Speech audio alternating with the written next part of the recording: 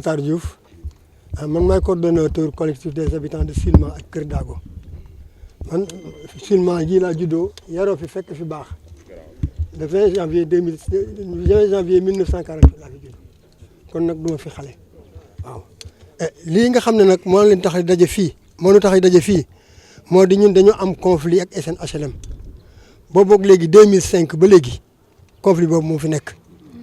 ndax comme SNHLM dafa xëy un beau matin mu ñëw génne benn décret nee décret boobu moo ko jox 59 hectares ci suufu Silema ak Kër Daago te yàlla xam na ne ba ñu saytoo décret bi baaxul le décret est faux dem nañu fépp foo xam ne nag war nañ ko faa saytu pour leeral ko mais fépp fu ñu mën a dem ñu xamal ñu ne décret boobu baaxul waaw amoon nañ fi ay notification yoo xam ne sax ci loolu la ñu basé woon porté woon plainte SNHLM bi ñu porté plainte SNHLM déposé plainte bi suñu avocat bi yóbbu ko parquet. ban année. depuis le 20 janvier 2016 la plainte boobu avocat bi déposé ko parquet plainte bi sax mi ngi fii ci biir dossier naan leen ko woon après dégg nga 2016 ba léegi nag vraiment plainte boobu c'est resté en veilleuse waaw ñun nag population bi vraiment attendre une attente de procès pendant 5 ans 6 ans vraiment dafa xaw a métti ci ñun. te nu wóor ne alors bu fekkoon ne HLM moo nu porté plainte kon ba léegi kenn waxatul mais ñun porté nañu HLM plainte bi am na foofu 5 ans 8 mois ci fi ñu toll tey jii. site boobu mu wax mu ngi koy moom dama leen di laaj dem leen laaj ngeen HLM amuñu leen benn kayit boo xam ne firnde la ni ñoo ko moom ba fi may wax ak yéen saa wu ñu leen attaqué nee na leen décret bi xanaa décret bi doo xëy rek présenté décret day am original mais ñoom amul original. HLM boo leen yóbboon tey ci tribunal du ñu mën a génne benn kayit boo xam ne fi ne la ñu moom fii liggéey ba ñu fa def ba léegi taxawul parce que li tax taxawul moo di ki nga xam ne moo remplacé Cheikh Thiam bi nga xam ne mi ngi ca kaso ba ki ko remplacé un certain Ibrahima Diop mi day ànd ak Descos di ñëw fii di dugg ci site bi di recenser poche yi waaw neen daf koy jaay sur la base de quoi alors SNHLM amul fi dara moom lu mu fi war a wut te dans le département de Sénégal encore dafay jëfandikoo Descos à titre d'intimidation et de protection loolu vraiment ñun rafetlu wuñ ko. ci yoon bu fekkoon ne dañu war a jóg ni ñu war a jógee dañ leen waroon jox kayit bu firndeel ne ñoom HLM moom fii ñu basé wu ci kayit boobu mën a jóg sama waay def invitation mais ñu woon benn kayit mur yi yëpp Descos bind na ci arrêt Descos waaw léegi daal dama doon ñaan vraiment ñu recadrer s'il le faut ñu jéem a recadrer prérogative Descos parce que en réalité ñu ngi def sama waay loo xam ne kenn amaana kenn santu leen ko. daa am kilifa yoo xam ne sax nekkoon nañ fii bu yàgg mbir mi bu accès ba fii ñoom ñoo ko fi àggay waaw noo ci deful li nga xam ne waroon nañ ko def amul kilifa bu nekk ci biir Thiès tey jii ci yëgul conflit bi. autorité administrative ou politique. ñëpp autorité administrative politique ñëpp conflit bi ñëpp léegi dégg nañ ko conflit bi 2005 ba léegi ça fait fukki at ak juróom benn ci ren waaw vraiment on a un ras-le-bol. gis nañ kër yi nga xam ni génn nañ fi ñu nga xam ni ñu ngi woon ci biir. mais tamit ñiy liggéey tamit wax nañ ne yenn saa ñu fekk leen fa jël seen i. jël seen i bagage justement waaw parce que loolu procédure bi nga xam ne Descos mi ngi koy taxawal vraiment mënuñu ko taxawal fii ci biir Thiès parce que Thiès boo seetoo 80% kër yi fi nekk yëpp c'est à base de lan ci acte de vente 85% yi kër yi ci Thiès yëpp boo ko calculé tey jii yëpp acte de vente la waaw boo ñëwee ñu ne la rek wutal autorisation sur la base d'un acte de vente noo koy amee mais doo ko mën a am boo amulee autorisation alors léegi ñu jël bagage maçon bi yóbbu ko ba pare defal la arrêt Descos boo persisté encore ñu jàppale yóbbu la ci yoon. lan mooy seen taxawaay. suñu taxawaay moo di leen rek la ñu bëgg def plainte bi nga xam ne nekk na tribunal vraiment ñu doon ñaan yàlla ñu vider ko vraiment pour libérer la population waaw. deuxièmement ki nga xam ne mooy Ibrahima Diop di ñëw ci site bi illégalement alors di mbubboo kii Descos moom la ñu bëgg mu arrêté tànkam fii waaw bu ñu sañoon daal du fi tegati tànkam te Ibrahima Diop bés bu fi tegati tànkam nag mu gis moom la. population yëpp tam waaw. kilifaam di directeur général HLM doomu Thiès mooy maire Tivaouane est-ce que jéem ngeen ko rencontré. ñun jéemuñu ko rencontré parce que SNHLM ram nañu en âme et conscience que amuñu fi dara c'est-à-dire que moom il a son fusil il emploie son tir personnel. waaw tir personnel lay def waaw wóor na ma ni maa ngi sàkku ci direction générale SNHLM segam ñoo jox waa ji mandat pour mu ñëw fii dugg ci tool yi maa ngi koy ñaan SNHLM direction SNHLM yàlla nañu ma répondre ci affaire boobu. yii yëpp ay tool la c'était le grenier du village waaw. mais léegi kenn mënatu ko béy wala. kenn mënatu ko béy waaw parce que morcelé na lépp te en plus de ça unité 3 bii ñuy wax unité 3 maa ngi koy wax en toute solennité tey jii képp ku dëkk unité 3 amul benn kayit ñi fi dëkk unité 3 yëpp amuñ benn kayit kenn mënu la prendre kayit bu légal waaw kayit yoo xam ne Cheikh Thiam moo utiliser casier SNHLM bindal leen ko un tampon un carton def ci tampon ne HLM moom leen moom foofu yàlla xam ne ne unité 3 fii foofu dugg tey laaj ci kër amul parce que unité 3 a été acquis illégalement te unité 3 boo gisee ñu jot ci ñoom HLM jot ci benn gouverneur bi fi nekkoon de arrêté baa ngi nii moo bind arrêté mu ne unité 3 alors naka HLM naka Cheikh Thiam morcelé parce que HLM moo ko moom sur la base de quoi arrêté bi lan la ci def mu ne c'est le prolongement du titre foncier 36 56 titre foncier nan la amee prolongement titre foncier nan la amee prolongement. pare ngeen pour saytu garder li ngeen moom. ñun daal li ñu moom daal lañu taxaw nañ ci tem waaw Ibrahima Diop daal bëgg duñ ko gisati waaw bu fi ñëwatee nag ak ku mu mën a àndal nag sama baay population dal ci kawam vraiment lui on en a marre. C'est un conflit qui dure depuis 2005. Alors la SNHLM s'est levée un bon matin et nous a présenté un décret, un soi-disant décret, je tiens à le préciser. En date Alors, de quelle année? En date de un décret 88 749. Tenez bien, prenez le numéro du décret 88 749. Du temps du président Diouf alors. Très bien, en date du 22 juin 1988. Prétendant que les 59 hectares ficelés par le décret appartiennent à la SNHLM. Et en réalité, ce décret est faux, il est erroné. Il est erroné, il a scanné le décret.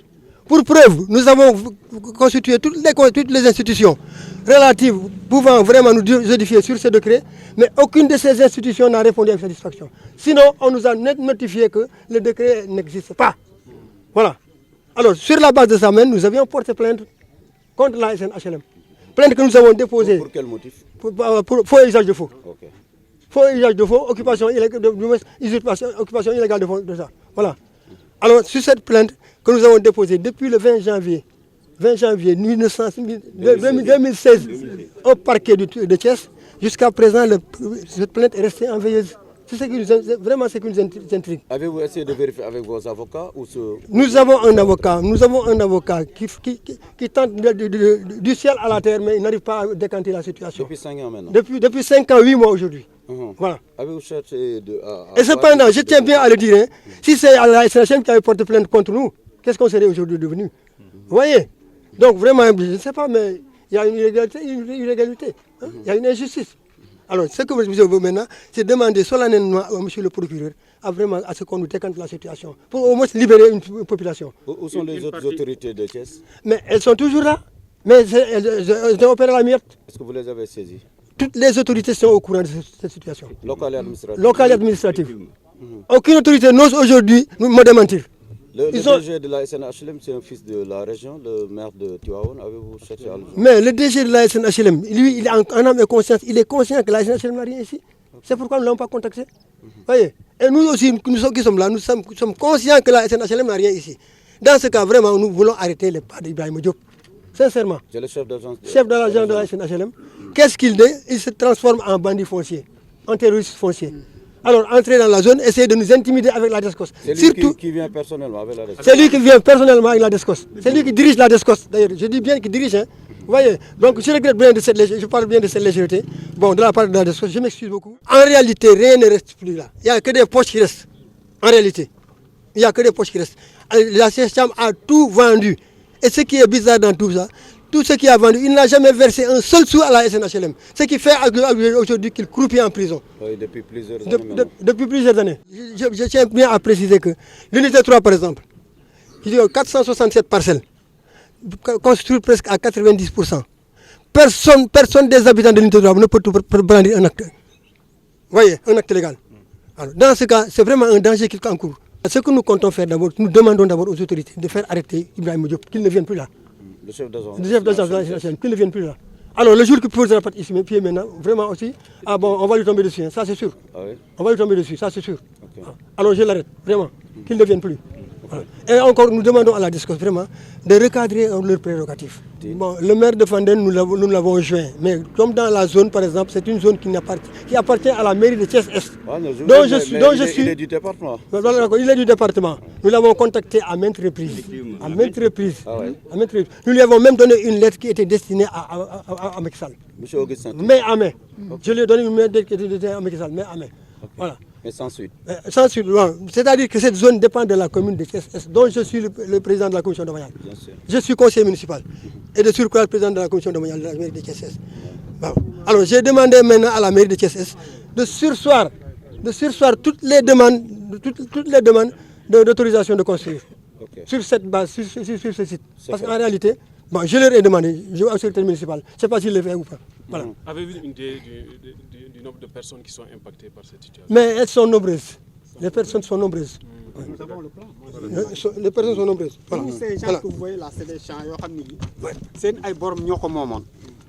ñun waa Silema Kër Daago dañuy subir loo xam ne lii dafa métti boo xam ne bii dafa jéggi dayoo dafay mel ni ñun duñu ay doomu sénégalais te ñun ci Sénégal lañ bokk ñun ay sénégalais la ñu à part entière ou bien ay sénégalais lu entière à part donc lu droit sénégalais yi am ñun war nañ kaa am dama leen di invité xool leen fii ci ginnaaw ay tool yoo xam ne yi ay béykat ñoo ko moomoon ñoo xam ne dañ doon béy di dund wala di béy di dundal léegi pourquoi parce que yooyu yaay maire u SNHLM wala yooyu yaay directeur u SNHLM da ngay ñëw ak sa ay alkaati je vous dis que chef gars yi indi nañ fi ay alkaati yi def nañ fi 1 an et quelque bu ma bañul fen tout est des mu mat 2 mois sous des tentes di assurer affaire bi loolu moo tax lii ñu mën kaa jaay ça aurait pas été cela ñun duñu leen bàyyi ñoom ñu jaay lii ba ngeen gis fii construction yi ñun nag dañu sonn ñun alors dañuy woote appel je lance appel maa ngi woo monsieur le président de la République du Sénégal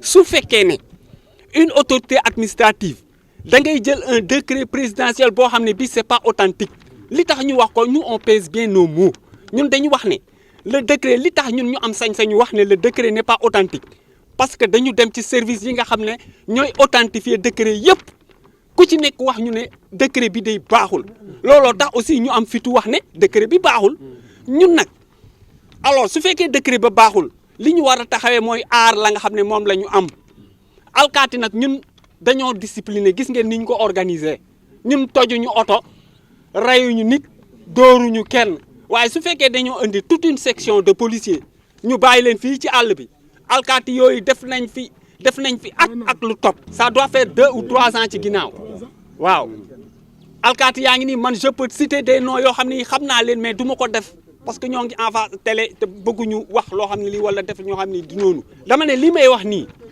alors li ñu gën a rey mooy ñun alors Thiès ñëpp xam nañ ne c'était des militants de réew mi moo tax ma ne maa ngi woo le président Macky Sall parce que bëggul bu fi jógee bu ëllëgee ñuy jël ay signature am di ci def naka su dul noonu maa ngi woo le président Idrissa Seck parce que nous sommes victimes à ça fu ñu doon dem dañu doon wax ne ñii c'est des militants de Idrissa Seck c'est des mécontents ay mbokk jatara lañu et que loolu du dëgg ñun li ñu doon défendre mi ngi nii ay këyit la yu wér péng moom lañ leen di wan nii. waaw jatara sunu doom la sunu jarbaat la sunu lépp la alors saisir nañ ko. lan la ci def mi ngi ciy waxtaan ak autorités yi. loolu la wax. loolu la ñu wax ñun loolu rek la ñu mën a jàpp. beneen bi mooy xool leen tool bi yéen a ngi gis tool bi yii ay garabu mango la ay garabu mango la yoo xam ni tëbul tëb rek sax fii wala ku xam Sénégal xam ngeen ne garabu mango dañ koy entretenir ba nit mën cee jëfandiku waaw léegi su fekkee Descos dafay ñëw rek xaw ma ànd ak SNHLM ñu andi seen machine commencé ra fii yëpp ay mango la woon mais SNHLM dafay indi benn bés seen ay oto seen ay machine commencé daaneel ay mango yi. ñu opposé wu mais ça aurait pas été notre responsabilité ñu bàyyi loon ak xale yi rek kon bu ñu taxawee fii leneen la ñuy wax parce que xale yi dañ leen doon massacrer ñoom ñëpp mais ñun dañoo taxaw ñu ne leen lii ngeen di def bàyyi leen ko alors ñu wax ak ñoom en âme et conscience ak en tant que responsabilité ñoom ñu bàyyi loolu ñu soog a dellu ñun nag dañoo wax ne yooyu jeex na ñun jeex na ñun dañoo taxaw ci aar li nga xam ne ñun ñoo ko. moi j'ai été man Youssou laa tudd Youssou Faye dañ maa woo Descos ba ma demee ci directeur Descos alors ñu ne ma yow Youssou il paraît yow boo ñëwee foofu ci gars yi bu ñu ñëwee foofu ci tool bi alors yow yaay daanaka. voilà askan bi yow daal yow yaay indi coow li mais lu tax man leen waaw man damaa jàpp ne sénégalais laa rek alors man sama papa ancien combattant la ku demoon guerre jóge fii Silema dem guerre 39 45 sama maam Lamane Ngom ak sama maam Lamane Ousmane demoon 14 18 ñooñu kon c'est des citoyens sénégalais à part entière.